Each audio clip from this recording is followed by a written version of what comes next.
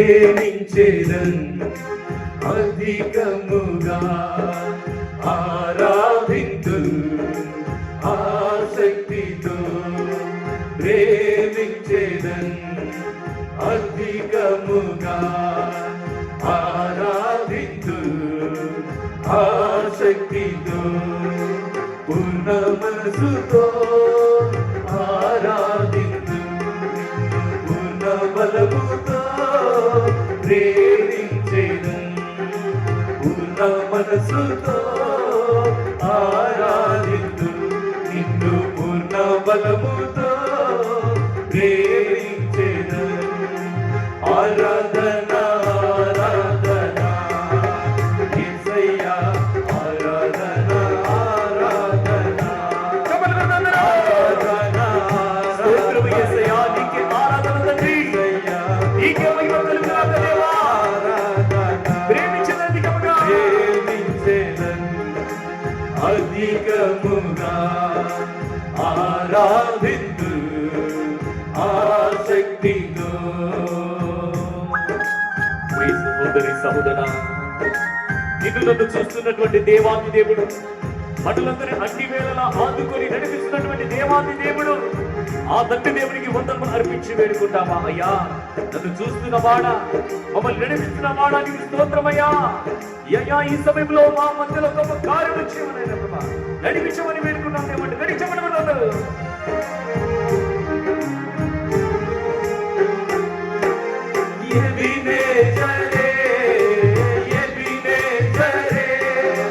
ఇంతవరకు ఆదుకున్నానే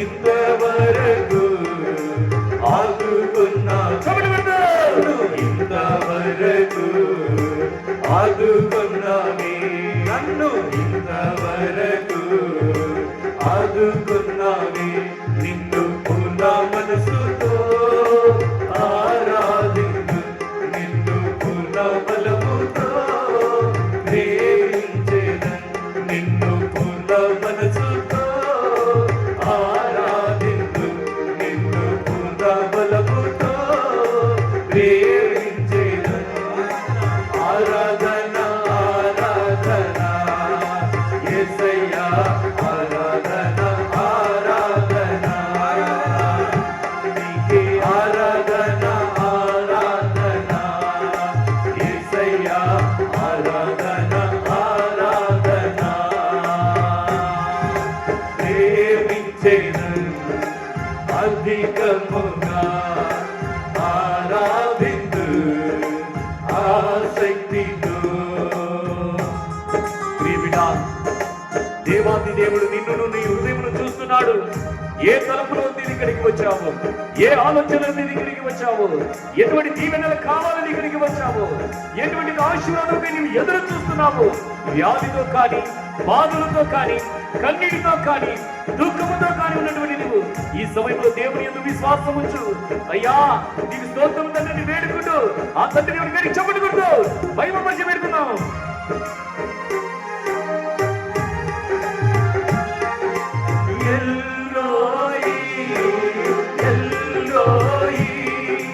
నన్ను చూసావే వందనమయ్యా ఎల్లోయి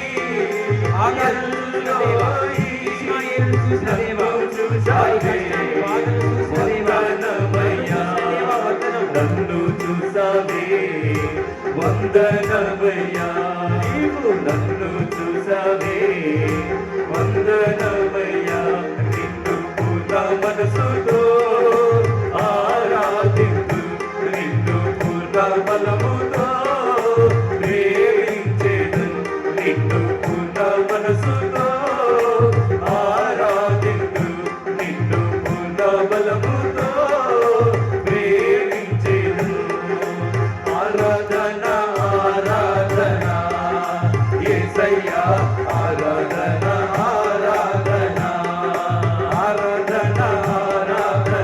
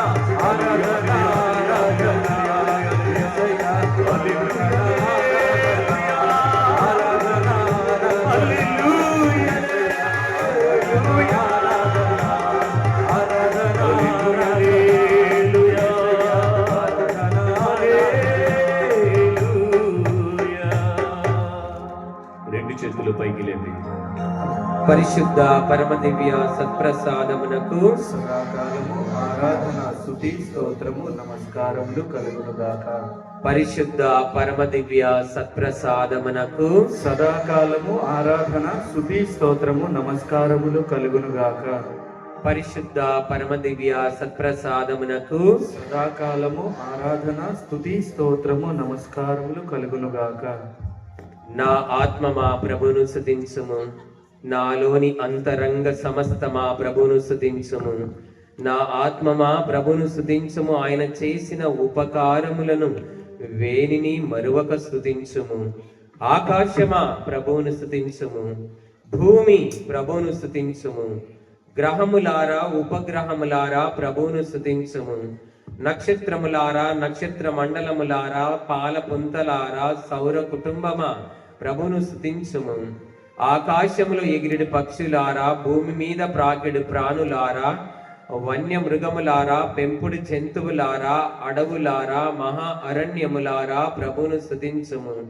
ఎడారులారా, నీటి బుగ్గలారా, ఓయాసిస్సులారా దేవాది దేవుని స్తుతించుము. నదులారా, చెరువులారా, సముద్రములారా, మహాసముద్రములారా, జలపాతములారా, గలగల పారే సెలయేలారా దేవాది దేవుని స్తుతించుము. వీచెడి గాలులారా, పూచెడి పువ్వులారా, కాచెడి కాయలారా దేవాది దేవుని స్తుతించుము. నింగి నేల నీరు నిప్పు గాలి పంచభూతములారా ప్రభును స్తుతించుము.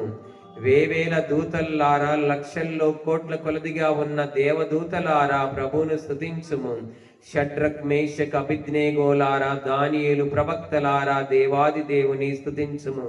భూప్రపంచంలో ఉన్న మానవ కోటి సకల ప్రాణి కోటి దేవాది దేవుని స్తుతించుము. ఆయన స్తుతులకు పాత్రుడు స్తోత్రార్హుడు అని 4 జీవులు 24 మంది పెద్దలు తమ సింహాసనాలను వీడి కిరీటాలు ప్రక్కకు పెట్టి ఆ సింహాసనాసీనుని ఎదుట సాగిలపడి ఆయనను ఆరాధిస్తున్నారు, గణపరుస్తున్నారు. ఆయన మహావైభవమునగాను స్తోత్ర గీతములు పాడుచున్నారు. పరిశుద్ధులు పరిశుద్ధులు అని గానా ప్రతిగానాలు పాడుచున్నవి దేవదూత గణాలు. పరిశుద్ధుడు పరిశుద్ధుడు అని గానా ప్రతిగానాలు పాడుచున్నవి దేవదూత గణాలు. పరిశుద్ధుడా పరిశుద్ధుడా పరిశుద్ధుడా పరిశుద్ధుడా. ఆ మహోన్నతుని దేవుని కుమారుడా, ఆయన వక్షస్థలంలో ఉండి సమీపింపరాని తేజస్సులో ఉన్న మీరు, ఆది సంభూతుడైన మీరు, అల్ఫా ఒమేగా అయిన మీరు, ఆదిలో వాక్యమై ఉన్న వీరు, ఆదిలో జ్ఞానమై ఉన్న మీరు, మిమ్మల్ని మీరు తగ్గించుకొని సేవక రూపము దాల్చి మరణము వరకు అనగా శిలువ మరణం వరకు మీరు విధేయుడయ్యారు. గుడ్డి వారికి చూపును, మూగవారికి మాటను, చెవిటి వారికి వినికిడిని, అనేక రోగములతో బాధపడే వారికి స్వస్థతనిచ్చిన వైద్యులలో పరమ వైద్యుడ, దెయ్యముల నుండి విడుదలనిచ్చిన యేసుక్రీస్తువా, మీకే మా స్తుతి ఆరాధన. చనిపోయిన వారికి జీవం పోసిన ప్రాణదాత, జీవమైన దేవుడా, జీవమిచ్చిన నాదుడా, జీవమైన దేవుడా, జీవమిచ్చిన నాదుడా, జీవజలముల ఊటయొద్దగు నన్ను నడిపిన కాపరి, జీవజలముల ఊటయొద్దగు నన్ను నడిపిన కాపరి.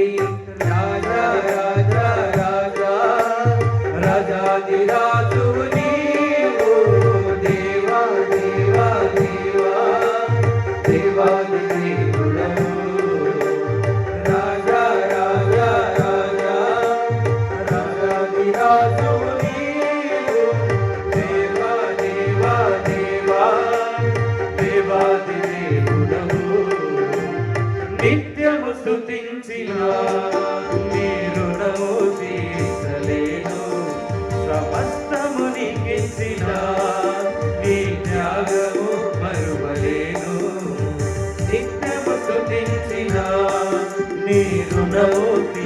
తీర్చలేను, సమస్తము నీకిచ్చిన నీ త్యాగము మరువలేను. పితసుతుల ప్రేమ బంధమా, తండ్రి కుమారు నుంచి బయలుదేరవచ్చు ఓ పరిశుద్ధాత్మమా, మరొక ఆదరణకర్త, ఓదార్చువాడా, బలపరచువాడా, ప్రేరేపించువాడా, నడిపించువాడా, బోధించువాడా, పాపమును గూర్చియు శాపమును గూర్చియు నీతిని గూర్చియు ఒప్పింపచేయు పరిశుద్ధాత్ముడా, సర్వ సత్యములోనికి మమ్ము నడిపించు పరిశుద్ధాత్మమా, జ్ఞానవరములను అనుగ్రహములను ఆత్మ ఫలములను మాకిచ్చు పరిశుద్ధాత్మమా, మీకే మా స్తుతి ఆరాధన.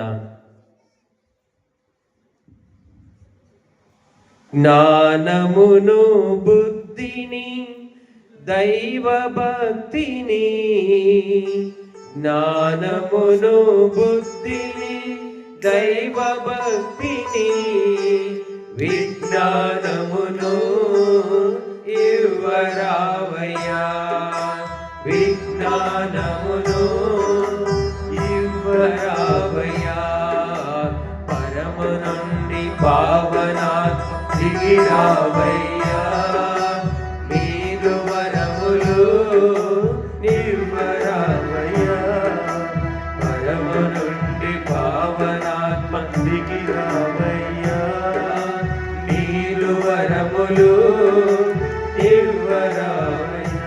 తండ్రి కుమార పరిశుద్ధాత్మ త్రియేక దేవ, మీకే మహిమా, మీకే ఘనతా,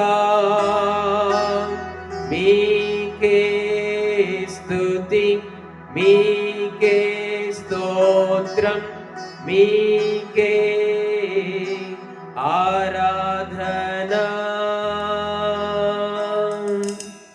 ప్రభువా, ఇప్పుడు మీ సన్నిధానంలో కూర్చొని మీ జీవము గల మాటలు వినబోచుండగా గ్రహించగలిగే మనసును మాకు దయచేయమని ప్రాధేయపడుచున్నాము. మాట్లాడుమో దేవా, మీ జీవపు పలుకులు మాట్లాడుమో దేవా, నిత్య జీవపు ఊటలు మాట్లాడు మా దేవా, నీ జీవపు పలుకులు మాట్లాడు మా దేవా, నిత్య జీవపు ఊటలు. Praise the lord, praise the lord, hallelujah, hallelujah. దయచేసి అందరు కూర్చోండి. ఈ సమయంలో మనం ధ్యానించుకోబోయే అంశం ఏంటంటే ఆలోచనకర్త. ఆలోచనకర్త. యెషయా గ్రంథము గబగబ తీయండి. యెషయా గ్రంథము 9వ అధ్యాయము 6వ వచనం. యెషయా గ్రంథము 9వ అధ్యాయము 6వ వచనము. ఏలయనా మనకొక శిశువు జన్మించెను, మనమొక కుమారుని బడసితిమి, అతడు రాజ్యభారము వహించును, ఆశ్చర్యకరుడు, సలహాదారుడు, బలాఢ్యుడైన దేవుడు, శాశ్వతుడైన జనకుడు, శాంతికరుడైన రాజు అని అతనికి పేరు పెట్టుదురు. ఆశ్చర్యకరుడు, ఆలోచనకర్త. Praise the lord. ఆలోచనకర్త అనే అంశాన్ని మనం ధ్యానించుకోబోతున్నాం. మొట్టమొదటిగా దేవదూతలను సృష్టించాలనే ఆలోచన ఆయనకు కలిగింది. ఎందుకంటే తిమోతికి రాసిన మొదటి లేఖ 6వ అధ్యాయము 16వ వచనంలో సమీపింపరాని తేజస్సులో తాను మాత్రమే వసించుచు అమరుడై ఉన్నాడు. సమీపింపరాని తేజస్సులో ఉన్నత లోకమునందున సమీపింపరాని తేజస్సున అత్యున్నత సింహాసనమందున ఆసీనుడై దీనుడైన అమరుడు, అదృశ్యుడు, అనంతుడు, అద్వితీయ దేవుడు, ప్రభావ మహిమ ఘనతనుంద యోగ్యుడగు యెహోవాకు ఆరాధన, ఆరాధన, ఆత్మీయమైన ఆరాధన, ఆరాధన, ఆరాధన, ఆత్మీయమైన ఆరాధన. Praise the lord. దేవునికి మహిమ కలుగును గాక. ఆయన సమీపింపరాని తేజస్సులో తాను మాత్రమే అంటే ఒకడా 10 మందా? తాను మాత్రమే అంటే వన్ అండ్ ఓన్లీ, నేను తప్ప మరొక దేవుడు లేడు. ఏకీశ్వర ఆరాధన, మోనోథెయిజం, ఏకీశ్వర ఆరాధన, ఒకే ఒక్క దేవుడు, ఆయన తప్ప మరొక దేవుడు లేడు.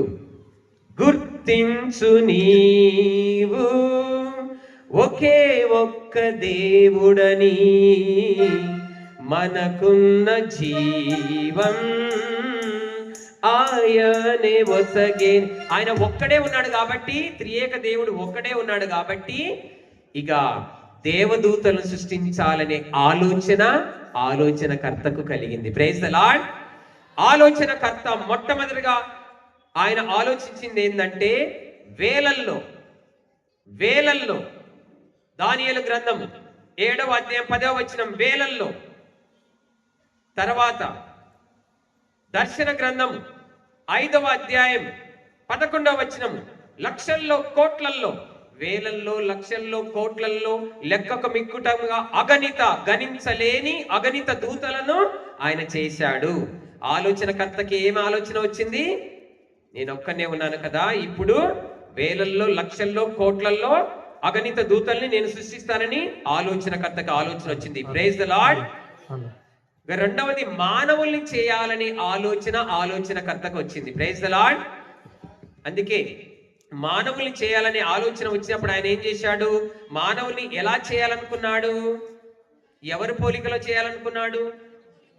6వ రోజు చేశాడుగా సృష్టి మొత్తం 5 రోజులలో కలగజేసి 6వ రోజున మానవుణ్ణి కలగజేసినప్పుడు మానవుణ్ణి తన స్వరూపమందు తన పోలికలో కలగజేసి అనుకున్నాడు. వాక్యం చదువుకుందాము. ఆది కాండము 1వ అధ్యాయము 26, 27 వచనములు. దేవుడు మానవ జాతిని కలిగింతము, మానవుడు మమ్ము పోలి మావలే. మమ్ము పోలి అంటే దేవుని స్వరూపంలో. దేవుని స్వరూపం అంటే ఏంది? దేవుని రూపం అంటే ఏంది? ముఖరూపం అనుకుంటున్నారా? దేవుడు ఆత్మస్వరూపి కదా, ముఖరూపం కాదు. ఒకవేళ దేవుని రూపంలో మానవులు చేస్తే అందరూ సేమ్ ప్రింట్ ఉండాలి కదా, సేమ్ జెరాక్స్ ఉండాలి కదా. అందరు అలాగే ఒకసారి చూసుకోండి, ఒకరినొకరు చూసుకోండి. అందరు సేమ్ ఉన్నారా? సేమ్ టు సేమ్ ఉన్నారా? లేరు కదా. ఒకరు సేమ్ అంటే దేవుని పోలిక అంటే ఇక్కడ ఏంది? ముఖ పోలికలు కాదు. దేవుని పోలిక, దేవుని స్వరూపం అందంటే ముఖ పోలికలు కాదు. దేవుని యొక్క పరిశుద్ధత ఉండడం, దేవుని యొక్క మహిమతో ఉండడం, దేవుని యొక్క గుణగణాలతో, సుగుణాలతో, గుణాతిశయములతో ఉండడం. నిన్న మహోన్నతుని మహా లక్షణాలు ఉన్నాయి కదా, ఆ లక్షణాలు కలిగి ఉండడం, నైతిక విలువలు కలిగి ఉండడం దేవుని యొక్క స్వరూపం అంటే అది. ప్రభువా, నేను జ్ఞానస్నానంలో మీ ఇష్ట ప్రసాదము పొందినప్పుడు నా ఆత్మయు అందముగా ఉండెను, కానీ పాపముల చేత మారుపడి విరూపంగా ఉన్నది. ఆయన మనల్ని పరిశుద్ధమును భాగ్యమును అయిన మహిమగల స్థితిలో సృష్టించాడు. Praise the lord. హల్లెలూయా. కాబట్టి ఆయన పోలికలో అంటే ఆయన సుగుణాలతో, ఆయన మహిమతో, ఆయన జీవముతో మనల్ని కలగజేశాడని అర్థము. కాబట్టి నీ రూపులోన నన్ను మలిచావు, నీ కోసమే నన్ను సృష్టించావు. నీ రూపులోన నన్ను మలిచావు, నీ కోసమే నన్ను సృష్టించావు.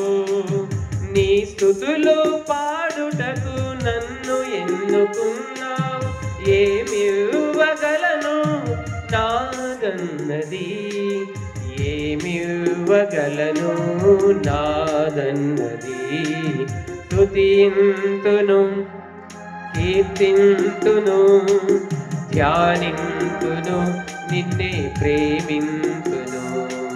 స్తుతింతును కీర్తింతును ధ్యానింతును నిన్నే దేవునికి మహిమ కలును గాక.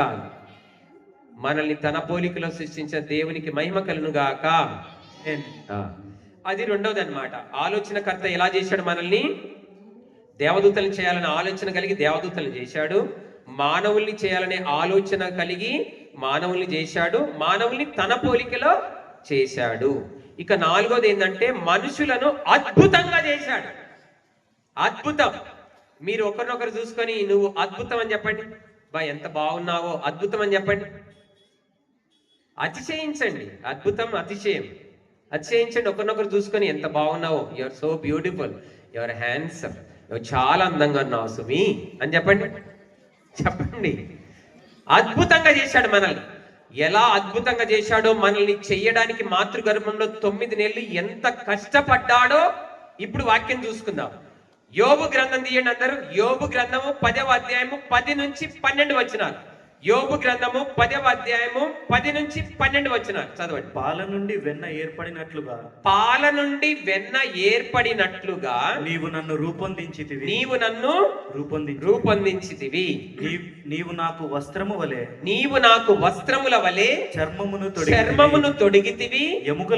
ఎముకలతో నరములతో నన్ను బట్టవలే నేసితివి. అటు పిమ్మట నాకు ఊపిరి పోసి ప్రేమతో నన్ను పరామర్శించి. గట్టిగా చప్పట్లు కొట్టండి. ఎంత కష్టపడుతున్నాడు చూడండి.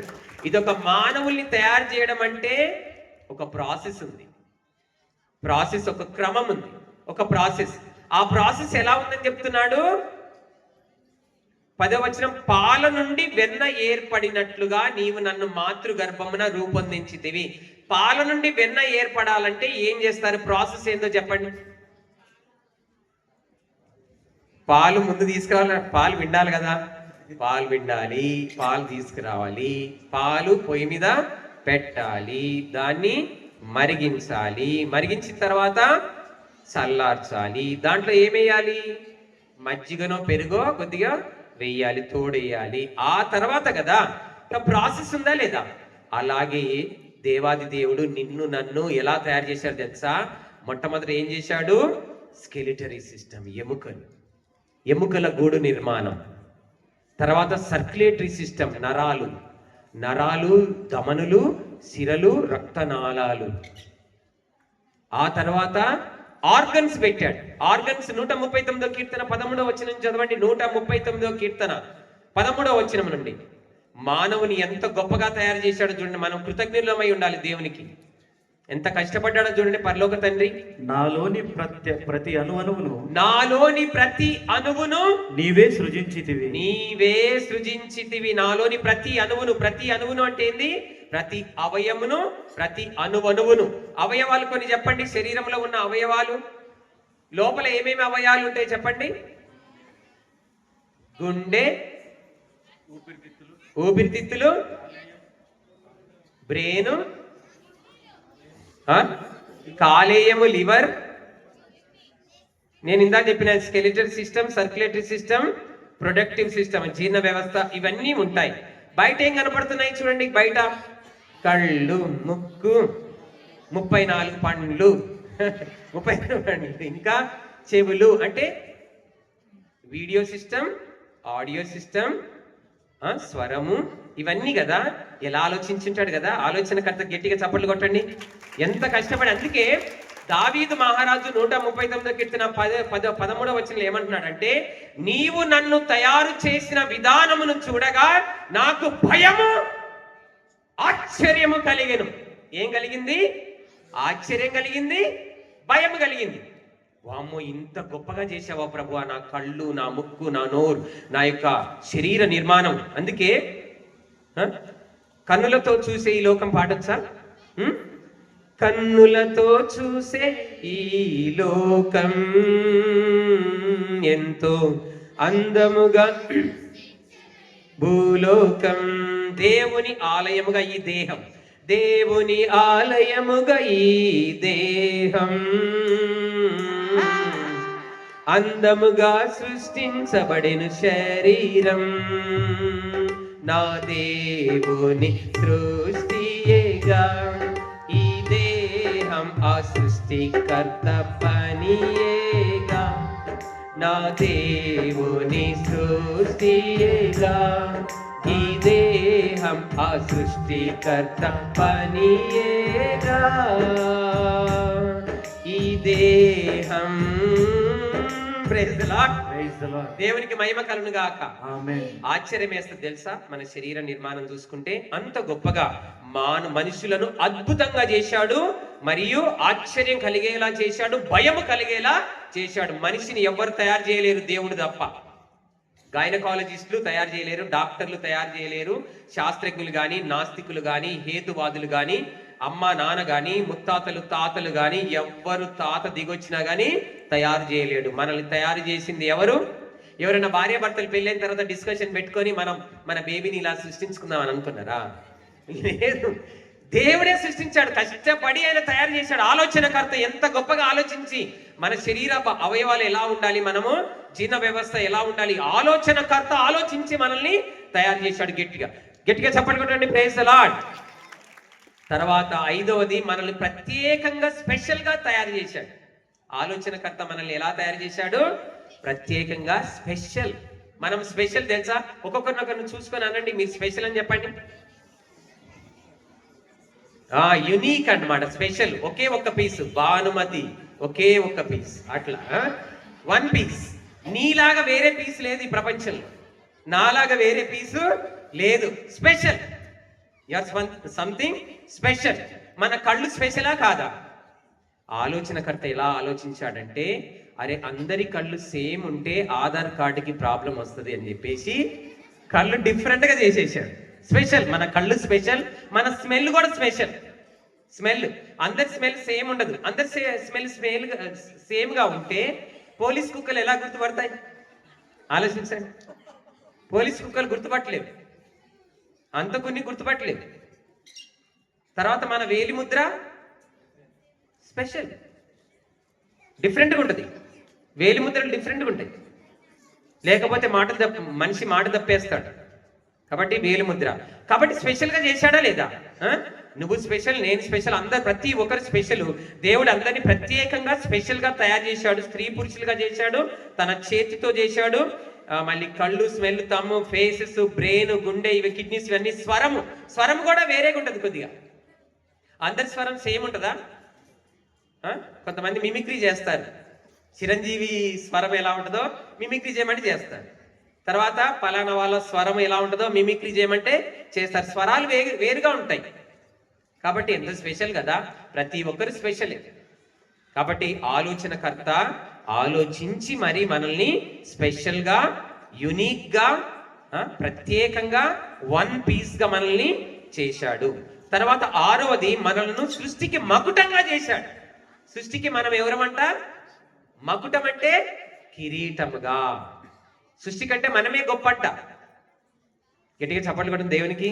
ప్రభువా ఇంత గొప్పగా చేసావా ప్రభువా, నన్ను సృష్టి కంటే గొప్పగా చేసావా ప్రభువా, జంతువుల కంటే, పక్షుల కంటే, సూర్యచంద్ర నక్షత్రాల కంటే నన్ను గొప్పగా చేసావు ప్రభువా, దేవదూతల కంటే నన్ను గొప్పవానిగా చేసావా ప్రభువా, ఎంత మంచోడి ప్రభువా. మన కొరకు దేవుడు ఏం చేశాడు? ఉన్నత స్థాయిలో గొప్ప స్టేటస్ లో కూడా చేశాడు. ఏడవది ఏంది? మనల్ని సృష్టికి మకుటంగా చేయాలనే ఆలోచన ఆయనకు కలిగింది ఒకటి. రెండవది, మనల్ని ఉన్నత స్థాయిలో గొప్ప స్టేటస్ లో డిగ్నిటీతోని చేశాడు. గొప్ప హోదాలో, అంతస్తులో చేశాడు. వాక్యం చదువుకుందాము. కీర్తన 8:5. కీర్తన 8:5. ఆయనను నీవు నరుని దేవుని కంటేను కొంచెం మాత్రమే తక్కువ వానిగా మాత్రమే చేసితివి. కీర్తి మహిమలను కిరీటములతో అతనిని అలంకరించితివి. ఈ కీర్తి మహిమ ఇవన్నీ మనం పోగొట్టుకున్నాం. లూతు మాత్రం అలాగే ఉంచుకుంది. 12 నక్షత్రాల కిరీటం అలాగే ఉంది. సూర్యచంద్రులు ఆమెకి వస్త్రాలుగా ఉన్నారు. మహిమోపేతంగా ఆమె దర్శనమిచ్చింది. కాబట్టి మనం గ్రహించాలి, దేవుడు మనల్ని తనకంటే కొంచెం తక్కువగా చేశాడు అంతే. అంటే ఎంత గొప్ప స్టేటస్ ఇచ్చాడు చూడండి. దేవదూతల కంటే, ఈ సృష్టి కంటే, జంతువుల కంటే, పక్షుల కంటే మనిషికి గొప్ప స్టేటసే ఇచ్చాడు. కాబట్టి మొట్టమొదటిది ఏంటంటే దేవదూతల్ని చేయాలనే ఆలోచనకర్తకు వచ్చింది. మానవుల్ని చేయాలనే ఆలోచన, మనల్ని తన పోలికలో తన స్వరూపమందు చేయాలనే ఆలోచన, మనల్ని అద్భుతంగా చేయాలనే ఆలోచన, మనల్ని ప్రత్యేకంగా యునిక్ గా స్పెషల్ గా వన్ పీస్ గా చేయాలనే ఆలోచన, మనల్ని సృష్టికి మకుటంగా చేయాలనే ఆలోచన, తర్వాత మనల్ని ఉన్నత స్థాయిలో గొప్ప స్టేటస్ లో డిగ్నిటీతో చేయాలని ఆలోచన. మనం అంటే ఎందుకు ఆయనకు అంత ప్రేమ? ఇంత గొప్పగా చేశాడు మనల్ని కదా. నేనంటే నీకెందుకో ఈ ప్రేమ, నన్ను మరచిపోవెందుకో,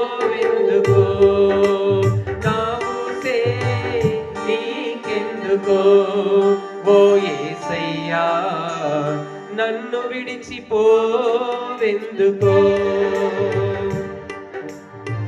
కష్టాలలో కన్నీళ్ళలో వేదనలో బాధలలో కష్టాలలో కడగండ్లలో వ్యాధులలో బాధలలో నా ప్రాణమైనావు నీవు.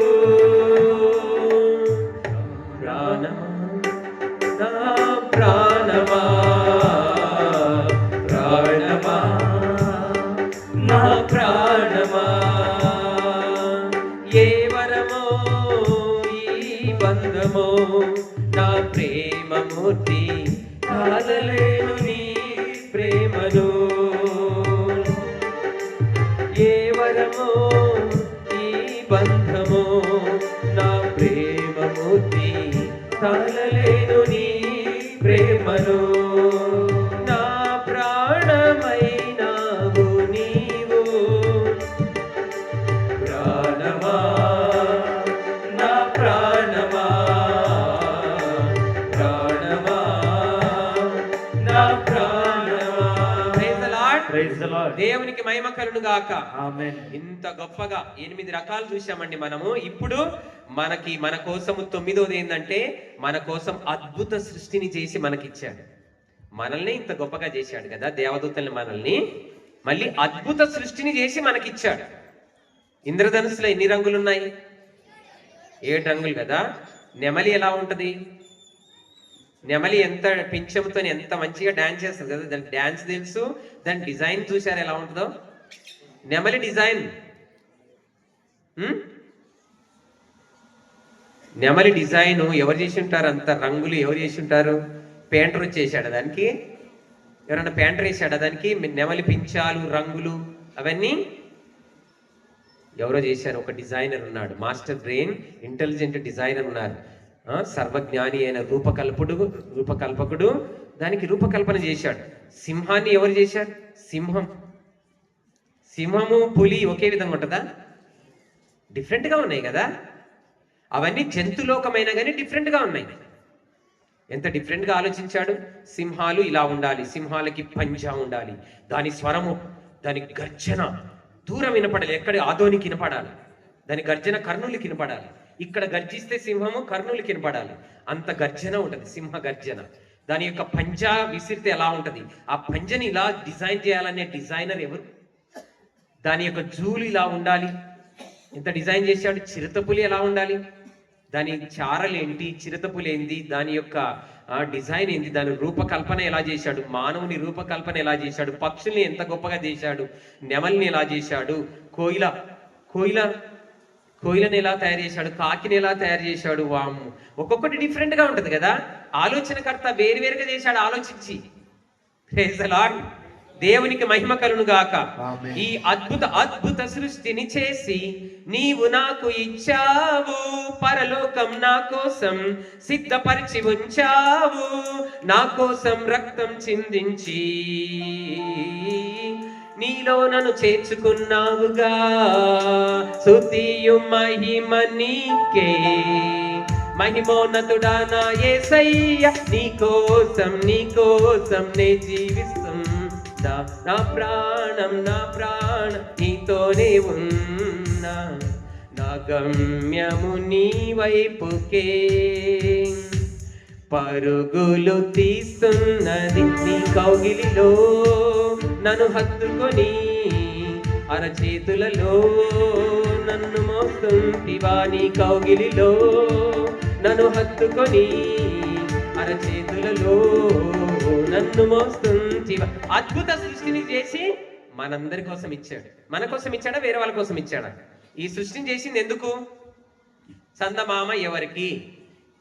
మనకు వెన్నెలు ఇవ్వడానికి. సూర్యుడు ఎందుకు? మనకి కాంతిని వేడిని ఇవ్వడానికి. మరి నక్షత్రాలు ఎందుకు?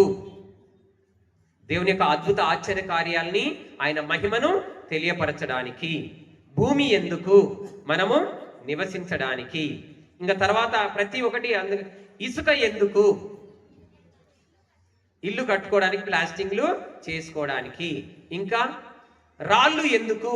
అక్కడ అధోనికి పోతుంటే మొత్తం గుట్టలే రాళ్లే కదా. ఆ రాళ్ళు ఎందుకు? ఏంది పిచ్చి పిచ్చి గుట్టలు అనుకుంటున్నారా? మళ్ళీ దాని నుంచే కదా రాళ్ళు. నేను ఒక్కొక్క వాక్యం చూపెడతాను ఇప్పుడు. ఆలోచనకర్త ఎలా ఆలోచించాడంటే, మీరు ఒకసారి ఆలోచించండి. ఒకే రకమైన పువ్వులు ఉన్నాయనుకోండి, బోరు కొట్టేస్తుందా? ఒకే రకం పువ్వులు ఉన్నాయనుకోండి, పువ్వులు ఒకే రకం బంతి పువ్వులే ఉన్నాయి, వేరే పువ్వులు లేవు ప్రపంచంలో. అప్పుడు ఏమవుద్ది? కొంతకాలం అయిన తర్వాత బంతి పువ్వులేనా ఎప్పుడు? అందుకే దేవుడు ఏం చేశాడు చెప్పండి? మల్లెపూలు, కనకంబరాలు, సన్నజాజి, చామంతి పూలు, లిల్లీ పూలు, తామర పువ్వులు, ఇంకా మల్లెపూలు, రకరకాల పువ్వులను కలగజేశాడు. ఆలోచనకర్త ఎంత గొప్పగా ఆలోచించాడు కదా. ఒక పువ్వే సృష్టిస్తే బోరు కొట్టేస్తుంది, ఒక పువ్వే సృష్టిస్తే డెకరేషన్ కి ఇబ్బంది అవుద్ది, ఒక పువ్వే సృష్టిస్తే బాగోదు. ఆ పువ్వులు సృష్టించడం, దాన్ని డిజైన్ చేయడం, వాటిలో మకరందాన్ని పెట్టడం, తేనెలు పెట్టడం, ఎంత గొప్పగా ఆలోచించాడు కదా ఆలోచనకర్త. గట్టిగా చప్పట్లు కొట్టండి ఆలోచనకర్తకి. సపోజ్ ఒకే ఒక్క కూరగాయను సృష్టించాడు అనుకో, ఎలా ఉంటది? బెండకాయలే ఉన్నాయి అనుకోండి. ఈ లోకంలో బెండకాయలు తప్ప వేరే కూరగాయలు లేవు. అప్పుడే ఏమవుద్ది? జిడ్డు ఎప్పుడు బెండకాయలైనా సరే. కొన్ని రోజులు ఏం చేస్తావు? ఒక రోజు టమాటాలు బెండకాయలు వేసి వండుతావు, ఆ తర్వాత బెండకాయ వేపుడు చేస్తావు, ఆ తర్వాత బెండకాయ పచ్చడి చేస్తావు. ఇంకెంతకాలని బెండకాయ ఎంతకాని బెండకాయ చేస్తావు. అందుకే ఆలోచనకర్త ఆలోచించి వంకాయలు, చెప్పండి, దోసకాయలు, ఇంకా క్యాలీఫ్లవర్, క్యాబేజీ, ఇంకా బీట్రూట్, క్యారెట్, గోరుచిక్కుడు, చిక్కుడు, సొరకాయలు, ఆలుగడ్డ, టమాటా, బంగాళదుంపలు, ఉల్లిగడ్డ. అబ్బా ఎంత మంచి ఫ్లేవర్స్ కదా అల్లం ఎల్లిగడ్డలో. అప్పుడే అల్లం ఎల్లిగడ్డ నూరుకొని మటన్లు వేసుకొని తింటుంటే భలే ఫ్లేవర్స్ కదా. కాబట్టి ఆలోచనకర్త ఎంత ఆలోచించాడు. వీళ్ళకి అల్లం ఎల్లిగడ్డ కూడా కావాలి, వీళ్ళకి ఉల్లిగడ్డలు కూడా కావాలి, వీళ్ళకి టేస్ట్లు కావాలంటే ఉప్పు కూడా కావాలి. ఉప్పు లేని కూర ఒప్పదు రుచులకు కదా. కాబట్టి ఆలోచనకర్త ఎంత ఆలోచించాడు. మనకి ఇంకా వెజ్జే కాదు, నాన్ వెజ్ కూడా మన కోసం తయారు చేశాడు దేవుడు. కోళ్ళు, మేకలు, చేపలు, రకరకాల నాన్ వెజ్ కూడా తయారు చేశాడు. ఎందుకంటే ఇజ్రాయెల్ ప్రజలు ఎడారిలో కొనుక్కున్నారు. ఎప్పుడు మన్నానేనా బోరు కొట్టేసింది వాళ్ళకి. అప్పుడు దేవుడు ఏం చేశాడు? పూరేడు పిట్టలు పంపేసి నాన్ వెజ్ కూడా వాళ్ళకి సప్లై చేశాడు. కాబట్టి ఒకటే ఉంటే వాళ్ళకి బోరు కొట్టేస్తుంది. ఫ్లేవర్స్, డిఫరెంట్ టంగ్స్ ఉంటాయి కాబట్టి, డిఫరెంట్ రుచులు కావాలని కోరుకుంటారు. కాబట్టి ఆలోచనకర్త మన టేస్ట్లు ముందుగానే ఎరిగి రకరకాల కూరగాయలు, రకరకాల నాన్ వెజ్ ని కలగజేశాడు. Praise the lord, hallelujah. ఇప్పుడు ఆలోచనకర్త మన కోసం గొప్పగా ఆలోచించి భూమి మీద మన ఉపయోగార్థము భూమి మీద ఏమేం పెట్టాడు? రాళ్ళు పెట్టాడు, చెట్లు పెట్టాడు. చెట్లు దేనికోసము? ఆక్సిజన్ ఇస్తానికి, నీడనివ్వడానికి, ఎరువులు తయారవడానికి ఆకులు, తర్వాత వంట చెరుగ్గా పనికి రావడానికి, ఇంకా దాన్ని బెంచీలుగా, టేబుల్గా, కిటికీలుగా, డోర్లుగా చేసుకోవడానికి ఎంత ఉపయోగం కదా ఒక్క చెట్టే. మళ్ళీ పువ్వులు, పండ్లు, కాయలు, అరే పచ్చళ్ళు పెట్టుకోవడానికి మామిడికాయలు, మళ్ళీ దానికి పచ్చడి పెట్టుకోవడానికి మిరపకాయలు, ఇంకా నూనె, పల్లి నూనె, నువ్వుల నూనె. ఏంది ఇవన్నీ మానవుడికి బ్రెయిన్ ఇచ్చేసి ఇవన్నీ తయారు చేసుకొని తినరా బాబని చెప్పేశాడు. ఆలోచనకర్త ముందుగానే ఆలోచించి మన కోసము రకరకాలుగా తయారు చేశాడు. భూమి మీద మనకు అవసరమన్నీ తయారు చేశాడు. ఆకాశంలో మనకు అవసరమన్నీ పెట్టాడు. తర్వాత భూమి లోపల కూడా మనకు అవసరమైనవన్నీ పెట్టాడు. ఒక వాహనం తయారు చేయాలంటే ప్లాస్టిక్ కావాలి, స్టెయిన్లెస్ స్టీల్ కావాలి, రబ్బరు కావాలి. ఒక ఇల్లు కట్టాలంటే ఇసుక కావాలి, మట్టి, ఇటుకల కోసం మట్టి కావాలి. ఒక ఇల్లు కట్టాలంటే సిమెంట్ తయారు చేయడానికి కావాల్సిన కలప కావాలి. ఒక ఇల్లు కట్టాలంటే రాళ్ళు కావాలి, 20 mm కంకర, డస్ట్, తర్వాత 40 mm కంకర. ఇవన్నీ తయారు చేసుకోవడానికి గ్రానైట్ రాళ్ళు, కడి రాళ్ళు, ఇవన్నీ తయారు చేసుకోవడానికి దేవుడు రాళ్ళు పెట్టాడు. భూమిలో కూడా కొన్ని రాళ్ళు భూమిలో కూడా పెట్టాడు. ఆ రాళ్ళు మొత్తము గ్రానైట్ రాళ్ళుగా తయారు చేశాడు. ఈ రాళ్ళు తీసినాయే కదా దేవుడు సృష్టించిన మాట. ఇప్పుడు మనము 28వ అధ్యాయం చదువుకుందాం. యోబు గ్రంథం అందరు తీయండి, 28వ అధ్యాయం. ఎంతగా ఆలోచించాడు కదా ఆలోచనకర్త మన కోసం. యోబు గ్రంథము 28వ అధ్యాయము. వెండిని త్రవ్వుటకు గనులను పెట్టాడు. సువర్ణమును శుద్ధి చేయుటకు కుంపటి గలదు. Praise the lord. చూడు, వెండిని త్రవ్వడానికి అంటే భూమిలో ఏం పెట్టాడు దేవుడు? వెండి గనులు పెట్టాడు. ప్రైజ్ ద లార్డ్ చెప్పండి. Praise the lord. వెండి గనులు పెట్టాడు. సువర్ణమును శుద్ధి చేయుటకు కుంపటి పెట్టాడు. జనులు భూమిని త్రవ్వి ఇనుమును తీస్తారు. భూమిలో ఇనుమును లేకపోతే స్లాబ్ ఎలా వేసుకుంటావు? పిల్లర్లు ఎలా వేసుకుంటావు? ఇనుము లేకపోతే ఎలా వేసుకుంటావు? ఆలోచనకర్త ఆలోచించి వీళ్ళు ఇల్లు కట్టుకోవడానికి, పిల్లర్లు వేసుకోవడానికి, స్లాబులు పోసుకోవడానికి స్టీలు నేను సృష్టిస్తానని స్టీల్ పెట్టేశాడు భూమిలో. తర్వాత నరులు అంధకారమైన భూగర్భంలో ప్రవేశించి అచ్చట చీకటిలో ఖనిజములు త్రవ్వుతారు. బొగ్గు గనులు పెట్టాడు. భూమిలో ఏం పెట్టాడు? భూమి మీద ఎన్నున్నాయో మనకు కనపడుతున్నాయి. భూమి లోపల కూడా మనం బోర్వెల్ వేయగానే భూగర్భ జలాశయములు, బోర్వెల్ నుంచి భూమి నీళ్లు బయటకు వచ్చేస్తాయి. బావులు దొరవగానే నీళ్లు బయటికి వచ్చేస్తాయి, ఊరుతా ఉంటాయి. తర్వాత ఇనుము పెట్టాడు భూగర్భంలో, రాగి గనులు పెట్టాడు, బొగ్గు గనులు పెట్టాడు, బంగారపు గనులు కూడా పెట్టాడు. ఒకవేళ బంగారపు గనులు పెట్టకపోతే ఇప్పుడు మీరు చూసుకోండి, మీ బంగారం మొత్తం ఉండేది కాదు. లేకపోతే లలిత జ్యువెలరీ ఉండేది కాదు, చందన జ్యువెలరీ ఉండేది కాదు. దేవుడు మనం బట్టలు కొనుక్కోవాలని, బట్టలు కుట్టించుకోవాలని దేవుడు ఏం చేశాడు? పత్తి చెట్లు పెట్టాడు. తర్వాత ఇంకా పట్టు చెట్లు పెట్టాడు. దాని ప్రాసెస్ని తయారు చేశాడు. ఎంతగా ఆలోచించాడు ఆలోచనకర్త. గట్టికి చప్పట్లు కొట్టరు ఎందుకు? ఓ ఆలోచనకర్త, ఎంతగా ఆలోచించావు ప్రభా మేము బట్టలు వేసుకోవడానికి. మరి ఇంకా భూమిలో ఏం పెట్టాడు? త్రాటికి వ్రేలాడుచు గనులు త్రవ్వుదురు. భూమి మీద పంటలు పండుటకు గాని నరులు ఈ భూమి గర్భమును చీల్చి చిందరవందర చేదురు. భూమిని కూడా చిందరవందర చేసి భూమిని చీలుస్తున్నారు. కొండలు కూడా చీలుస్తున్నారు. కొండలు చీల్చేసి ఏం చేస్తున్నారు? రోడ్లు వేసేస్తున్నారు మధ్యలో. కొన్ని ప్రదేశాల్లో, ఉదాహరణకి అరకు లోయలలో కొండల మధ్యలోంచి సొరంగాలు తయారు చేసి వాహనాలు మరియు రైళ్లు కూడా వేసేస్తున్నారు. ఇవన్నీ చేస్తారని ముందుగానే క్రీస్తుకు పూర్వం 1600 సంవత్సరంలో యోబు ద్వారా దేవుడు రాయించాడు. Praise the lord. హల్లెలూయా. ఒకప్పుడు వస్తుంది, వాళ్ళు ప్రజలు ఈ భూగర్భంలో నేను పెట్టిన ప్రతి ఒక్కటి తవ్వుకుంటారు, లేటెస్ట్ టెక్నాలజీ వాడుకొని ఇవన్నీ భూమి నుంచి బయటికి తీస్తారు, వాడుకుంటారని దేవుడు ముందుగానే చెప్పాడు. ఆ తర్వాత 8వ వచనము దర్పము గల వన్యమృగములు అచ్చటికి పోజాలవు, సింహము అచ్చటికి వెళ్ళజాలదు. నరులు కఠిన శిలలను కూడా త్రవ్వుదురు. కఠినమైన శిలలు కూడా త్రవేసి ఈ బండలన్నీ పాలరాయిని ఇవన్నీ తీస్తారు. కఠిన శిలాలు తీసి ఈ యొక్క ఇక్కడ ఉన్నాయి కదా, ఇవన్నీ తయారు చేస్తారనమాట. ఆ తర్వాత జనులు కొండలలో సొరంగములు త్రవ్వి విలువగల మనులను వెలికి తీయుదురు. చూసా, ముందే రాశాడు దేవుడు. మనకి ఆధునిక శాస్త్ర ప్రపంచం కానీ డెవలప్మెంట్ కానీ 19వ శతాబ్దంలో ఎక్కువగా అయింది. క్రీస్తు శకం 19వ శతాబ్దంలో. కానీ క్రీస్తు పూర్వమే 1600 సంవత్సరాల క్రితమే ఈ యొక్క టెక్నాలజీ ఇలా వాడి భూమిని త్రవ్వి బోర్వెల్ వేస్తారని, భూమిని త్రవ్వి బొగ్గు గనులు తవ్వుతారని, భూమిని త్రవ్వి భూమిలోంచి భూగర్భ జలాశయాలు బయటికి తెచ్చుకుంటారని, భూమిని త్రవ్వి బంగారం బయటికి తీసుకుంటారని, ఇనుము బయటికి తీసుకొస్తారని ఇవన్నీ ముందుగానే రాయించాడు కదా.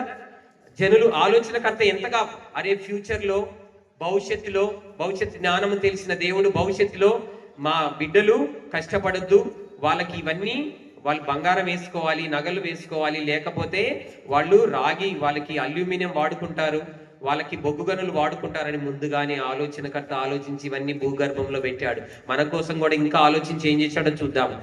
చెనులు కొండల్లో సొరంగములు త్రవ్వి విలువగల మనులు వెలికి తీయుదురు. నదులు వాని జన్మస్థానము వరకు పరిశీలించి, నదులను వాని జన్మస్థానం వరకు పరిశీలించి భూమిలో దాగి ఉన్న వస్తువులను వెలుకలకు కొనివత్తురు. Praise the lord. భూమిలో దాగి ఉన్న మర్మయుక్తమైన రహస్యమైన స్థలముల నుంచి గ్యాస్ బయటికి తీసుకొస్తారు. సముద్రంలోంచి మనులు, విలువైన రత్నాలు, పగడములు ఇవన్నీ బయటికి తీసుకొస్తారు. ఇంకా రహస్య స్థలంలో ఉన్నటువంటి భూగర్భంలో ఉన్నటువంటి పెట్రోలు, డీజిల్ కూడా బయటికి తీసుకొస్తారు. Praise the lord. ఆ పేర్లు ఇక్కడ రాయలేదు, ఎందుకంటే అవి తీసుకొచ్చేటి అక్కడ పెట్టిన ఏందో రాశాడు. మన కోసం ఇన్ని పెట్టిన దేవునికి స్తోత్రము కలుగును గాక, మహిమ కలుగును గాక. హల్లెలూయా, హల్లెలూయా. ఆలోచనకర్త ఎంత గొప్పవాడు కదా. కాబట్టి మన గురించి, మన భవిష్యత్తు గురించి ఆలోచించడమే కాకుండా మన అందరము రక్షించబడాలని ఈ లోకముని ఎంతో ప్రేమించి తన కుమారుడైన యేసుక్రీస్తును మనకు బలిదానంగా ఇచ్చాడు. ఎంత ఆలోచిస్తున్నాడు చూడండి మన రక్షణ కోసం కూడా. ఆ తర్వాత మనం అందరం పరలోకం వెళ్ళాలని, తండ్రి సన్నిధిని అనుభవించాలని, నిత్య జీవం పొందుకోవాలని, పునరుత్థానం పొందుకోవాలని, సంపూర్ణ రక్షణ ఆనందాలు పొందుకోవాలని, జీవ జలున నదులను ఆస్వాదించాలని, జీవ కిరీటము ధరించాలని, జీవ వృక్ష ఫలాలు మనము ఆస్వాదించాలని ఎంతగా ఫ్యూచర్ భవిష్యత్తు కూడా ఆలోచించిన ఆలోచనకర్తకు గట్టిగా చప్పట్లు కొట్టండి. Praise the lord. ఆలోచనకర్త అత్యున్నత సింహాసనముపై ఆసీనుడవైన దేవా, అత్యంత ప్రేమ స్వరూపివి నీవే, ఆరాధింతును నిన్నే. ఆశ్చర్యకరుడా స్తోత్రం, ఆలోచనకర్త స్తోత్రం, బలమైన దేవా నిత్యుడవగు తండ్రి, సమాధానాధిపతి స్తోత్రం. అందరూ చేతుల పైకి లేపి హల్లెలూయా, హల్లెలూయా, హల్లెలూయా, ఆమేన్. ప్రభువా, మా గురించి ఇంతగా ఆలోచించావు. లోక సృష్టికి జరగకపురమే నిష్కలంకమైన గొర్రెపిల్ల అయిన యేసుక్రీస్తుని బలిదానంగా ముందే నియమించావు. మా కోసము గతంలో కూడా ఆలోచించావు. ఈ వర్తమానంలో మాకు కావాల్సిన అన్ని సమకూరుస్తూ ఆలోచించావు ప్రభువా. మా భవిష్యత్తును కూడా ఆలోచించావు. మాకు పరలోకం ఇవ్వాలని, చనిపోయిన తర్వాత కూడా మాకు నిత్య జీవం ఉందని ఎంత గొప్పగా ఆలోచించిన ఆలోచనకర్త, ఇంత మంచి దేవుడు ప్రభువా. నీలాంటి గొప్ప దేవుడు మరొకరు లేడు ప్రభువా. ఈనాటి మొదటి పట్టణంలో మనం ఒక మాట విన్నామండి. ఈనాటి మొదటి పట్టణంలో మనం ఒక మాట విన్నాం. అదేంటంటే, ఆకాశ మహాకాశములు పట్టజాలని దేవుడు. ఏమని విన్నాము? ఈ సృష్టిలో ఎక్కడ వెతికినా ఆయన లాంటి దేవుడు లేడని ఈనాటి మొదటి పట్టణంలో విన్నాం. కాబట్టి నీలాంటి దేవుడు లేడయ్యా, లేడయ్యా, నీకు సాటి లేరయ్యా. నీలాంటి దేవుడు లేడయ్యా, లేడయ్యా, నీకు సాటి లేరయ్యా. పైనున్న ఆకాశమందైనను, క్రిందున్న ఈ భూమి క్రింద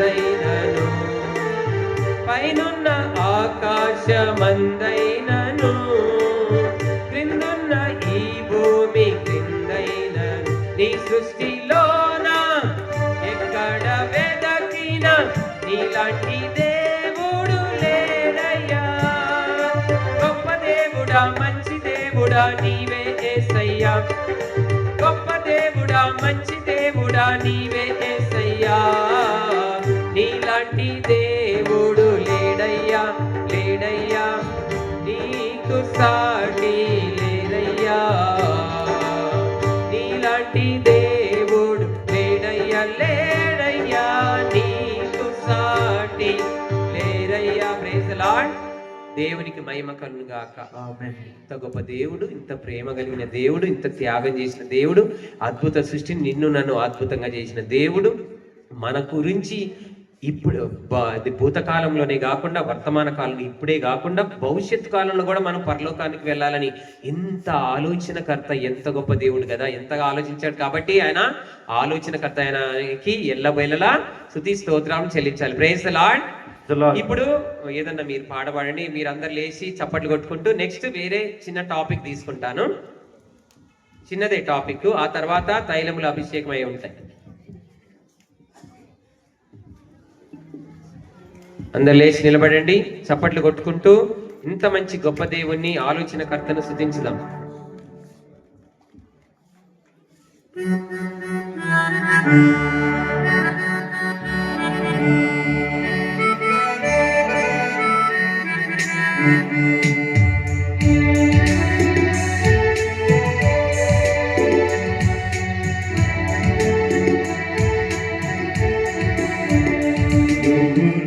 తోడు ఉన్నావయ్యా,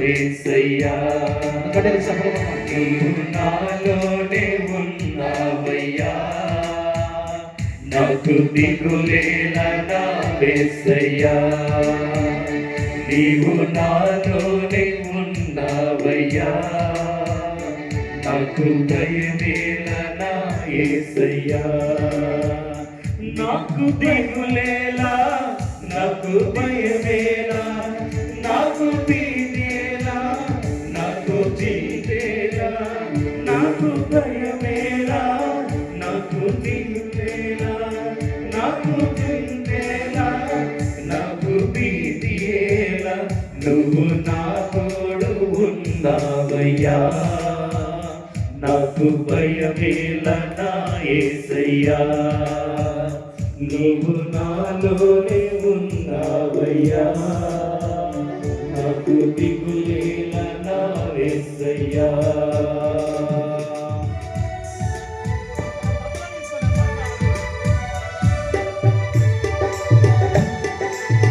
అందరికీ సమయం రెండు చేతులపై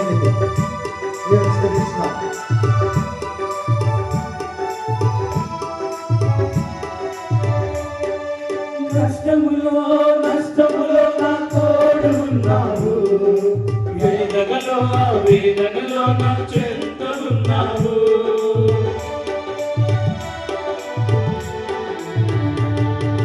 నష్టములో నష్టములో నా తోడు ఉన్నావు, వేదనలో వేదనలో నా చెంత ఉన్నావు, అడిగిన వారికి ఇచ్చేవాడవు, వెతికిన వారికి దొరికేవాడవు, అడిగిన వారికి ఇచ్చేవాడవు, వెతికిన వారికి దొరికేవాడు, తట్టిన వారికి తలుపులు తెరిచే దేవుడవు, తట్టిన వారికి తలుపులు తెరిచే దేవుడవు.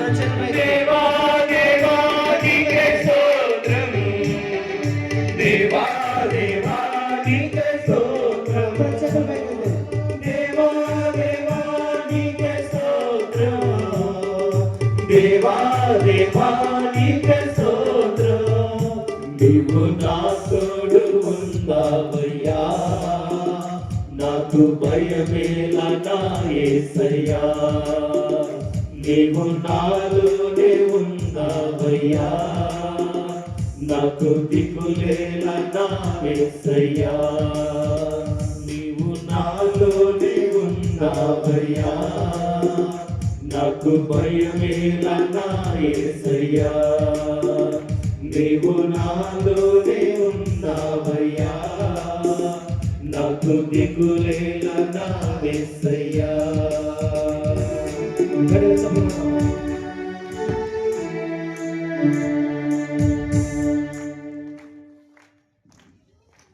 The lord.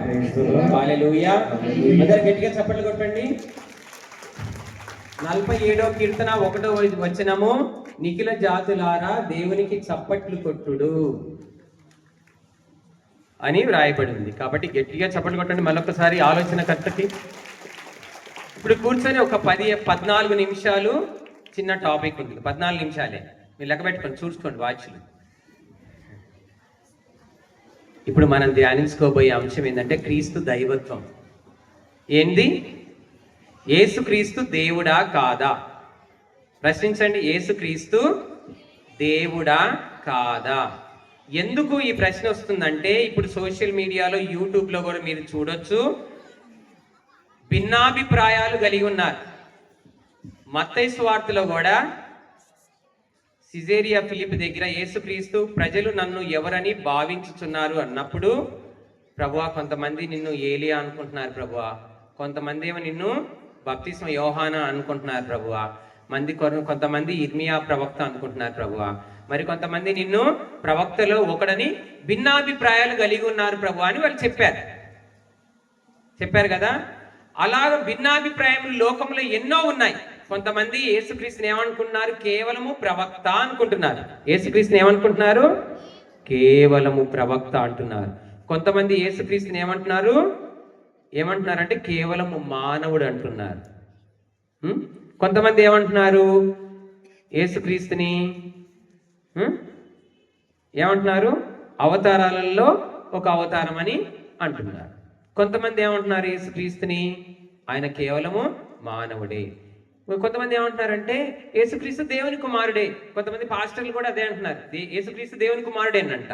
యేసుక్రీస్తు దేవుని కుమారుడే అంట, దేవుడు కాదంట. దేవుని కుమారుడే అంట, దేవుడు కాదంటున్నారు. మళ్ళీ ఇంకొంతమంది ఏమంటున్నారు? యేసుక్రీస్తు దేవుడే కానీ చిన్న దేవుడు. యేసుక్రీస్తు డెమి గాడ్, స్మాల్ గాడ్, చిన్న దేవుడు అని అలా చెప్తున్నారు. కానీ నిజానికి ఇవన్నీ భిన్నాభిప్రాయములు ఒకవైపు. కానీ మీరు నా గురించి ఏమనుకుంటున్నారంటే, అప్పుడు పరిశుద్ధాత్మ ప్రేరణతో తండ్రి దేవుడు పలికించాడు పేతురు గారితోని, నీవు సజీవుడగు దేవుని కుమారుడవైన క్రీస్తువు అన్నాడు. Praise the lord. మత్తయి సువార్త 16వ అధ్యాయం 16వ వచనంలో రాయబడింది. అది ఏది ఏమైనప్పటికీ యేసుక్రీస్తు దేవుడా కాదా మనము ఒక్కొక్కటి ఇప్పుడు చూసుకుందాము. అందుకు సీమోను పేతురు, నీవు సజీవుడకు దేవుని కుమారుడవైన క్రీస్తువు అని చెప్పాడు. Praise the lord. Praise the lord. దేవునికి మహిమ కలుగును గాక. ఆమేన్. ఇప్పుడు దేవుడు యేసుక్రీస్తు దేవుడా కాదా? పరిశుద్ధ గ్రంథం ఏమని చెప్తుంది, ప్రవక్తలు ఏమని చెప్తున్నారు మనం చూద్దాం. పూర్వ నిబంధనలో ఇందాకలా చదువుకున్నాం. యెషయా ప్రవక్త మనకు ఒక డాక్యుమెంట్ ఇచ్చాడు. ఆ డాక్యుమెంట్ ఏంటంటే 9వ అధ్యాయం 6వ వచనంలో ఏమని చదువుకుందాము? ఆయన ఆశ్చర్యకరుడు, ఆలోచనకర్త, ఇంకా అది మనకు కావాలి. ఇప్పుడు యేసుక్రీస్తు దేవుడా కాదంటే దేవుడే. ఎలాంటి దేవుడు? బలాఢ్యుడైన దేవుడు, ఎల్ షదా, సర్వశక్తి గల దేవుడు, బలాఢ్యుడైన దేవుడు, శక్తి కలిగిన దేవుడు, బలాఢ్యుడైన దేవుడు అని యెషయా చెప్తున్నాడు. తర్వాత గాబ్రియల్ దేవదూత జోజప్ప గారి దగ్గరికి వచ్చి, మరియ తల్లి దగ్గరికి వచ్చి ఏమంటున్నాడు?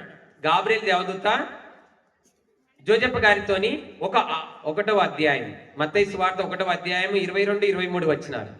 మత్తయి సువార్త 1వ అధ్యాయం 22-23 వచనాలు.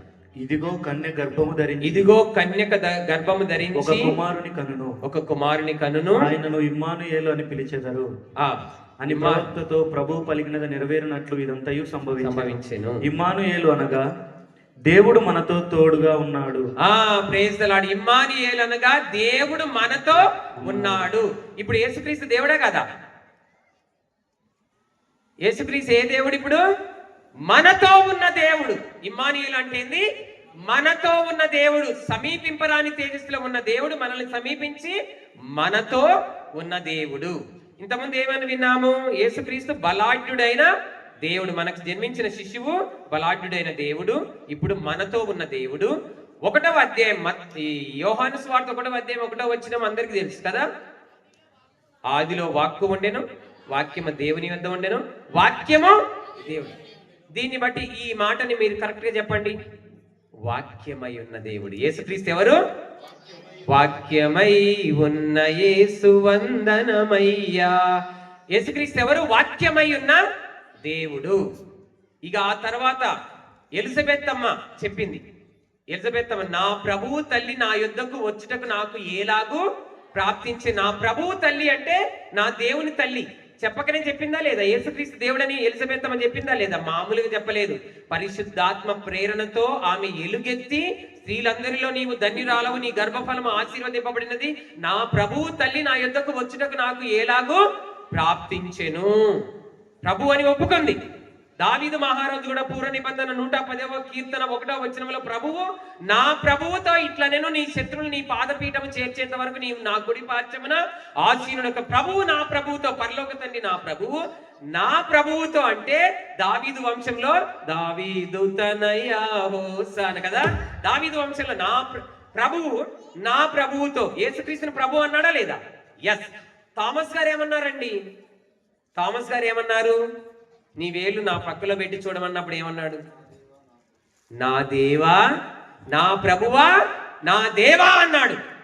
థామస్ గారు కూడా యేసుక్రీస్తుని దేవా అన్నాడు. దావీదు మహారాజు యేసుక్రీస్తుని దేవా అన్నాడు. ఎలిజబెత్ యేసుక్రీస్తుని దేవా అన్నాడు. కాబట్టి బలాఢ్యుడైన దేవుడని ఇర్మియా ఇదేంది యెషయా చెప్పాడు. మరి గాబ్రియల్ దేవదూత మనతో ఉన్న దేవుడని చెప్పాడు. కాబట్టి వాక్యమైన దేవుడని యోహాన్ గారు చెప్పారు. ఇంకా ఏమని చెప్పారు? ఇంకా వాక్యాలు చూసుకుందామండి. ఇంకేమేమని చెప్పారో చూద్దాం. ఇప్పుడు అపోస్తల కార్యాలు 20వ అధ్యాయం 28వ వచనంలో ఏమనుందంటే స్వరక్తం ఇచ్చిన దేవుడు అని ఉంది. యోహాను సువార్త 1వ అధ్యాయం 18వ వచనంలో అద్వితీయ దేవుడు, అద్వితీయ దేవుడా ఆది అంతమునయున్నవాడా, అద్వితీయ దేవుడా ఆది అంతమునయున్నవాడా, మంగళాత్ముడు నాట్యముగా మార్చివేసిన మా ప్రభు, మంగళాత్ముడు నాట్యముగా మార్చివేసిన మా ప్రభు. హల్లెలూయా. కాబట్టి యోహాను 1:18లో అద్వితీయ దేవుడు అని రాయబడింది. అపోస్తల కార్యాలు 20:28లో స్వరక్తం ఇచ్చిన దేవుడు అని రాయబడింది. రోమీలకు రాసిన లేఖ 9వ అధ్యాయం 5వ వచనంలో సర్వాధికారి అయిన దేవుడు, సర్వాధికారివి, శాశ్వత జీవివి, సర్వ సమర్థుడవు నా యేసయ్యా, ఉత్సాహ ధ్వనులతో కీర్తింతుమయ్యా, ఉన్నతుడా పరమోన్నతుడా, శక్తి జ్ఞానము బలము నీకేనయ్యా, నిత్య రాజ్యము బలము నీకేనయ్యా, అల్ఫా ఓమేగయు ఆరాధ్యుడవయ్యా, అంతర్యామి నాయే. సర్వాధికారి అయిన దేవుడు, సావరిన్ లార్డ్, సర్వాధికారి అయిన దేవుడు అని రోమా 9:5లో రాయబడింది. ఫిలిప్పీలకు రాసిన లేఖ 2వ అధ్యాయం 6వ వచనంలో ఆయన దేవునితో సమానుడైనప్పటికీ తన సమానత్వమును, దైవత్వంతో సమానత్వమును స్వార్థ బుద్ధితో పట్టుకొని వేలాడక, అంటే ఇక్కడ ఏమని వాక్యం చెప్తుందంటే దేవునితో సమానుడైన దేవుడు. ప్రైజ్ ది లార్డ్, హల్లెలూయా, హల్లెలూయా. యేసుక్రీస్తు ఎవరంట? దేవునితో సమానుడైన దేవుడు. కానీ ఆ సమానమును స్వార్థ బుద్ధితో పట్టుకొని వేలాడక తనను తాను రిక్తుని చేసుకొని తగ్గించుకొని సేవక రూపము దాల్చి మరణము వరకు, అనగా శిలువ మరణం వరకు విధేయుడయ్యాడు. కాబట్టి ఇహ పరమేలేడి నర దేవుడా మహిమను వీడిన కదా, మహిమను వీడి సమానత్వాన్ని, దైవత్వం సమానత్వాన్ని వీడి వచ్చాడని వాక్యం చెప్తుంది. దీన్ని బట్టి మనకి ఏమర్థమవుతుంది? దేవునితో సమానుడైన దేవుడు. Praise the lord, praise the lord. తర్వాత కొలస్సీలకు రాసిన లేఖ 2వ అధ్యాయం 9వ వచనంలో సంపూర్ణ దేవుడు అని రాయబడింది. తిమోతికి రాసిన మొదటి లేఖ 1వ అధ్యాయం 8వ వచనంలో శ్రీమంతుడగు దేవుడు అని ఉంది. మహేష్ బాబు కాదు, శ్రీమంతుడైన యేసయ్యా నన్నింత ప్రేమిస్తాడని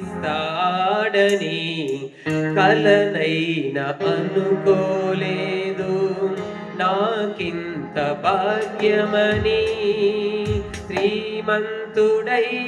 శ్రీమంతుడైన దేవుడని కొలస్సీలు తిమోతికి రాసిన మొదటి లేఖ 1వ అధ్యాయం 8వ వచనంలో రాయబడింది. తర్వాత తిమోతికి రాసిన మొదటి లేఖ 4వ అధ్యాయం 10వ వచనంలో సజీవము గల దేవుడని రాయబడింది. తీతుకు రాసిన లేఖ 2వ అధ్యాయం 13వ వచనంలో మహాదేవుడును మన రక్షకుడైన యేసుక్రీస్తు అని రాయబడింది. ఆయన ఏ దేవుడు? గ్రేట్ గాడ్, మహాదేవుడు, మైటీ గాడ్ అని రాయబడింది. కాబట్టి యేసుక్రీస్తు దేవుడని ఎన్ని వాక్యాలు ఉన్నాయి, ఎంతమంది చెప్పారు కదా. యెషయా చెప్పాడు, గాబ్రియెల్ దేవదూత చెప్పాడు, యోహాన్ గారు చెప్పారు, పౌలు గారు చెప్పారు, ఎలిజబెత్ అమ్మ చెప్పింది, దావీదు మహారాజ్ చెప్పాడు, ఇంకా తిమోతి, తీతు వీళ్ళందరూ చెప్పారు. యేసుక్రీస్తు యొక్క దైవత్వం గురించి వీళ్ళందరూ చెప్పారు. ఇప్పుడు ఒక ప్రశ్న ఏంటంటే, వీళ్ళందరూ చెప్పారు సరే, యేసుక్రీస్తు తాను దేవుడని చెప్పుకున్నాడా? సోషల్ మీడియాలో, యూట్యూబ్ లో మీరు సెర్చ్ చేయండి, ఇలాంటి ప్రశ్నలు వస్తున్నాయి. యేసుక్రీస్తు ఎక్కడైనా బైబిల్లో తాను దేవుడని చెప్పుకున్నాడా? కొన్ని సందర్భాల్లో పరోక్షంగా చెప్పుకున్నాడు. ఏమని అంటే, యేసుక్రీస్తుని సైతాను శోధించింది. 3 రకాల శోధనలు, శరీరాశ, నేత్రాశ, జీవబ్రహ్మము, 3 రకాల శోధనలు కల్పించినప్పుడు నీ దేవుణ్ణి నీవు శోధింపరాదు అని చెప్పాడు. శోధించేది సైతాను, శోధింపబడేది యేసుక్రీస్తు. అంటే యేసుక్రీస్తు ఏమని చెప్పుకున్నాడు? నీ దేవుని నువ్వు శోధించొద్దంటే నువ్వు దేవుని శోధిస్తున్నావు, దేవునితో పెట్టుకుంటున్నావు. జాగ్రత్త బిడ్డ, నువ్వు దేవునితో పెట్టుకుంటున్నావు, నీ దేవుని నువ్వు శోధించరాదు, ఆరాధించాలి అంతే. కాబట్టి చెప్పకనే చెప్తున్నాడు ఆయన దేవుడనే ఇక్కడ చెప్తున్నాడు. ఇప్పుడు కుష్ఠరోగులు 10 మంది, వాళ్ళకి స్వస్థత జరిగింది కదా, ఒక్కడు మాత్రమే తిరిగి వచ్చాడు. తిరిగి వచ్చి దేవునికి కృతజ్ఞతా స్తోత్రాలు చెల్లించేది సమరీయుడు ఒక్కడేనా? తిరిగి వచ్చి దేవునికి కృతజ్ఞతలు చెల్లించేది అంటే ఇక్కడ దేవుడు అని చెప్పుకున్నాడా తను? ఎందుకు నన్ను రాళ్లతో కొడుతున్నారు? ఇన్ని అద్భుత ఆశ్చర్య కార్యాలు చేస్తే, నువ్వు అద్భుత ఆశ్చర్య కార్యాలు చేసినందుకు రాళ్లతో కొట్టట్లేదు. మాకు అద్భుతాలంటే చాలా ఇష్టం, వాటి గురించి మేము కొట్టట్లేదు. నువ్వు దేవునితో సమానంగా చేసుకుంటున్నావు, అందుకే రాళ్లతో కొడదామని చూస్తున్నామని ధర్మశాస్త్ర బోధకులు, శాస్త్రులు, పరిచయులు చెప్పేశారనమాట. అక్కడ చెప్పుకున్నాడా లేదా? చెప్పకనే చెప్తున్నాడు. కాకపోతే ఈ భూలోకంలో ఉన్నప్పుడు యేసుక్రీస్తు మనిషి కుమారుడు, మనిషి కుమారుడు, మనిషి కుమారుడు, మనిషి కుమారుడు శత్రువుల చేతికి అప్పగించబడబోతున్నాడు. మనిషి కుమారుడు ఏంటంటే మనుషులకు ఇవ్వబడిన కుమారుడు. మనం ఒక కుమారుని బడసితిమి, మనకు ఒక కుమారుడు జన్మించెను, అతడు ఆశ్చర్యకరుడని చదువుకున్నాం కదా. కాబట్టి మనుషులకు ఇవ్వబడిన కుమారుడు మనకు, అందుకే మనిషి కుమారుడు అన్నాడు. కాబట్టి యేసుక్రీస్తు తను దేవుడని చెప్పుకున్నాడు.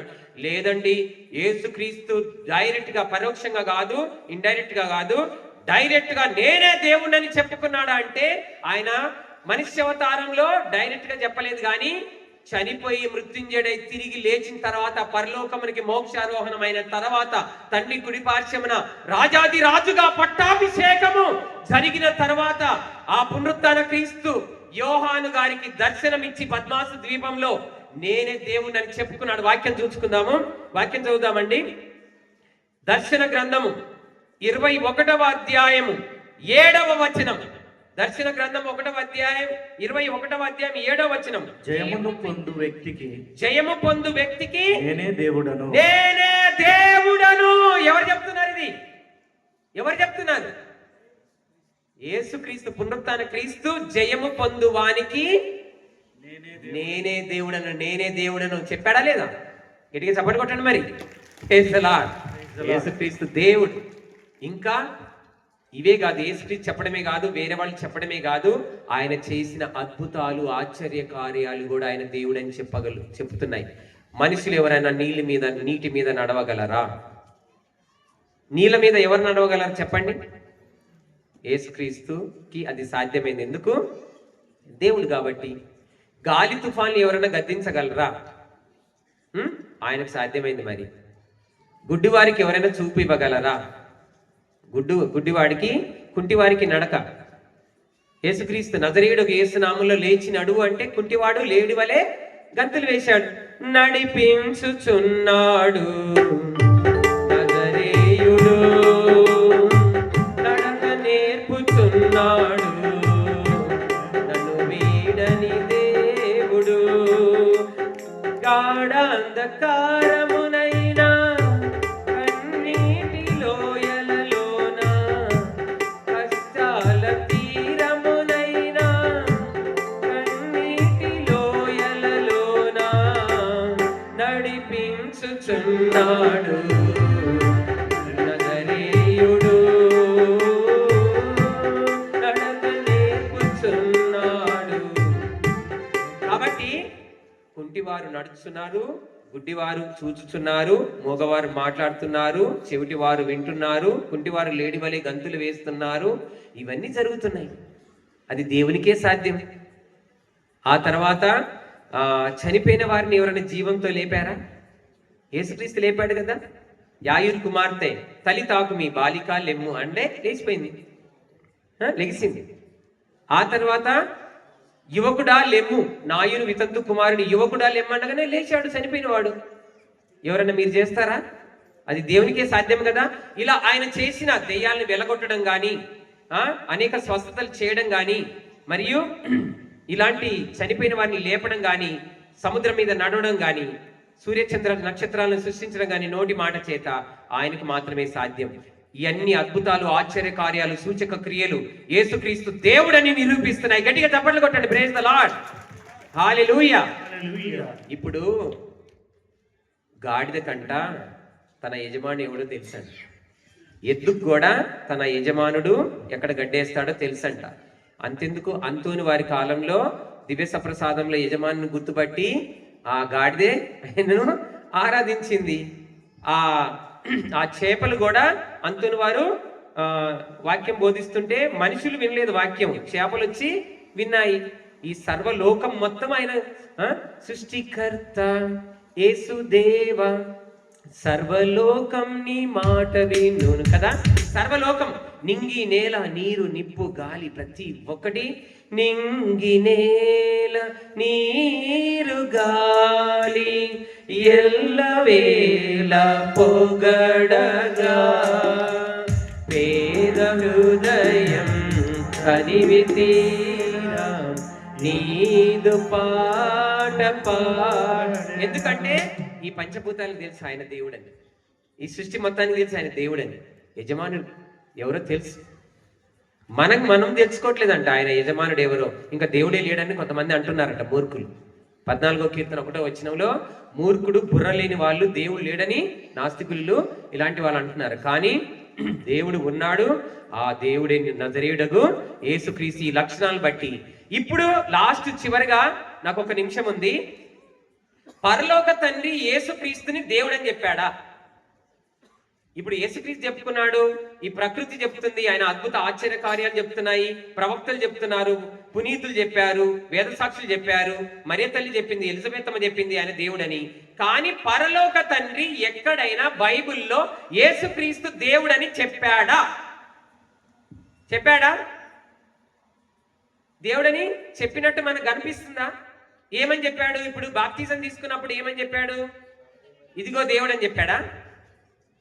ఇదిగో నా ప్రియమైన కుమారుడు, ఈయన యందు నేను ఆనందించు. తాబోరు పర్వతం మీద ఏమని చెప్పాడు? ఇదిగో నా ప్రియమైన కుమారుడు, ఈయనను ఆలకించండి అని చెప్పాడు. ప్రియమైన కుమారుడే అని చెప్పాడు.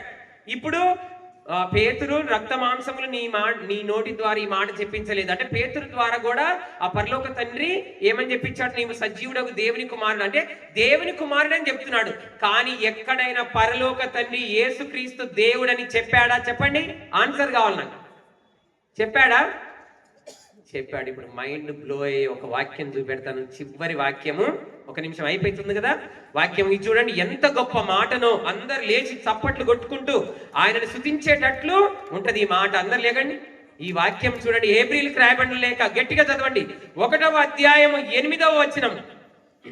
పరలోక తండ్రి యేసుక్రీస్తును దేవుడు అన్నాడా లేదా? ఏప్రిల్కి రాయబడిన లేక 1వ అధ్యాయం 8వ వచనం. కానీ తన కుమారుని గూర్చి దేవుడు ఓ దేవా చెప్పండి, అందరు చెప్పండి. ఓ దేవా నీ సింహాసనము తరతరముల వరకు నిలుచును. ఇప్పుడు అర్థమైందా? పరలోక తండ్రి కూడా యేసుక్రీస్తుని దేవుడు అన్నాడు. యేసుక్రీస్తు శరీరధారిగా ఉన్నప్పుడు దేవుడు అనలేదు నా కుమారుడు ఆ ప్రియమైన కుమారుడే అన్నాడు. కానీ ఒక్కసారి వన్స్ రెజరక్షన్ అయిన తర్వాత, ఒక్కసారి ఆయన మరణాన్ని గెలిచి లేచిన తర్వాత, ఒక్కసారి ఆయన మోక్షారోహణం అయిన తర్వాత, ఒకసారి ఆయన తండ్రి కుడి పార్శ్వమున సర్వాధికారి అయిన దేవుడిగా అభిషేకము పొందిన తర్వాత, ఒక్కసారిగా రాజాది రాజుగా ప్రభులకు ప్రభుగా రాబోతున్న సర్వలోక న్యాయాధిపతిగా ఉన్న తర్వాత ఆయనను దేవా నీ సింహాసనము శాశ్వతమైనది అని చెప్పాడు. Praise the lord. కాబట్టి యేసుక్రీస్తు దేవుడా కాదా? ఎన్ని రుజువులు ఉన్నాయి, ఎన్ని ఎవిడెన్స్లు ఉన్నాయి కదా ఆయన దేవుడు. కాబట్టి యేసుక్రీస్తు దేవుడు, అంత గొప్ప దేవుని మనం కలిగి ఉన్నాము. ఆ గొప్ప దేవుడు మన కోసము శరీరధారిగా తను తగ్గించుకుని సిలువలో యాగమయ్యాడు. తన రక్తం ద్వారా మన పాపను కడిగి వేశాడు. ఆ రక్తంలో మనం శుద్ధీకరించి మనము లూర్దు మాత లాగా ఉండాలని ఆయన కోరుకుంటున్నాడు. Praise the lord. ఇప్పుడు పరిశుద్ధాత్మ తైలంతో అభిషేకం ఉంటుంది. పెద్ద బేస్తారం రోజున తైలముల ప్రతిష్టాపన అనేది ఉంటది, ఒక ప్రార్థన ఉంటది. ఇప్పుడు మీరు తైలాలు తెచ్చారు కదా, ఆ తైలాల మీద మేము ఆ ప్రార్థన చేస్తామన్నమాట. ప్రార్థన చేసిన తర్వాత పరిశుద్ధాత్మ అభిషేకం అందులోకి వస్తుంది. అప్పుడు మీకు తైలంతో అది ప్రార్థన చేస్తాం. చివరిగా ఆశీర్వాదాలు తీసుకుందాం, సరేనా? ఇప్పుడు తైలం తీసుకురండి ఇక్కడికి.